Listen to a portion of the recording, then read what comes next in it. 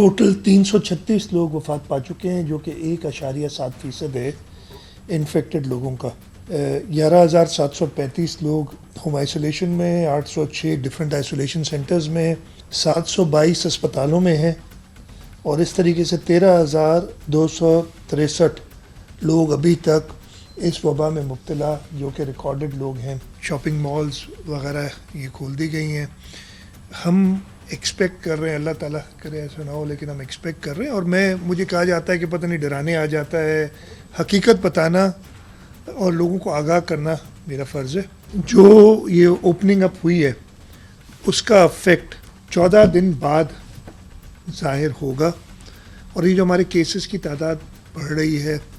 یہ بھی جیسے اوپننگز اپ ہوتی گئی ہیں، اگر آپ دیکھیں گے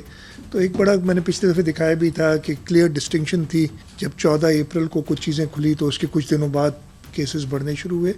تو یہ بھی اللہ کرے ایسا نہ ہو، لیکن جو ہم ایکسپیکٹ کر رہے ہیں تعداد بڑھے گی کیسز کی۔ ہماری پوری کوشش ہے کہ جو ہیلتھ فیسلٹیز ہم پرووائڈ کر سکیں، ہیلتھ فیسلٹیز ہم نے بے تحاشا